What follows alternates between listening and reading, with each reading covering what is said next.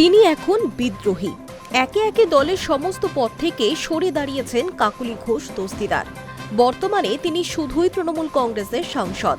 দলের অন্যতম শীর্ষ নেতা তথা সাংসদ কল্যাণ বন্দ্যোপাধ্যায়ের বিরুদ্ধে গুচ্ছ অভিযোগ তোলার পর থেকেই তিনি দল থেকে বাড়িয়েছেন দূরত্ব। আর এবার কল্যাণের বিরুদ্ধে ফের সরব কাকলি। সরাসরি দ্বারস্থ হয়েছেন লোকসভা স্পিকার ওম বিড়লার কাছে।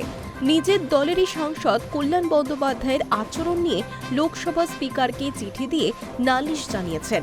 অভিযোগ করেছেন সংসদের ভিতরে তাকে এবং অন্য মহিলা সাংসদদেরও একাধিকবার মৌখিকভাবে অপমান করেছেন কল্যাণ বন্দ্যোপাধ্যায়। শুধু তাই নয়, এই ধরনের আচরণ মহিলা সাংসদদের প্রতি অবমাননাকর বলেও দাবি করেছেন তিনি। বুধবার প্রকাশ্যে এসেছে সেই চিঠি।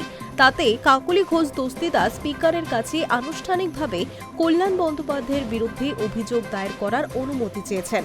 কাকলি আরও দাবি করেছেন, এই ধরনের আচরণ শুধু তার সঙ্গেই নয়, বহু মহিলা সাংসদদের ক্ষেত্রেই হয়েছে। তিনি বিষয়টিকে নারী বিদ্বেষী আচরণ বলে উল্লেখ করেছেন এবং এ ধরনের ঘটনার বিরুদ্ধে ব্যবস্থা নেওয়ার আবেদন জানিয়েছেন স্পিকারের কাছে।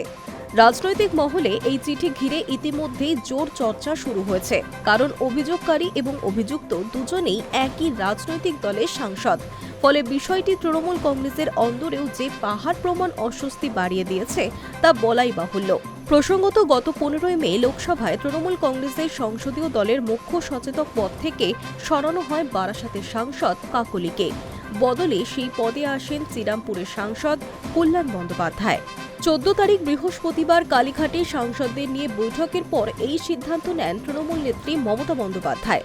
আর তারপর তিনি সমাজ মাধ্যমে ইঙ্গিতপূর্ণ পোস্ট করে নিজের অভিমান প্রকাশ করেন মমতার দীর্ঘদিনের সৈনিক। কয়েকদিন আগে বারাসাত সংসদীয় জেলা তৃণমূলের সভাপতির পদ থেকে ইস্তফা দিয়েছিলেন। পরে মহিলা তৃণমূলের শীর্ষ পদও ছেড়েছিলেন কাকলি। এরই মাঝে মঙ্গলবার মুখ্যমন্ত্রী শুভেন্দু অধিকারীর প্রশাসনিক বৈঠকেও গিয়েছিলেন তিনি। তার একদিন পরেই দলের সমস্ত পদ ছেড়েছেন। ইতিমধ্যে তৃণমূল কংগ্রেসের রাজ্য সভাপতি সুব্রত বক্সিকে চিঠিও দিয়েছেন। High news network.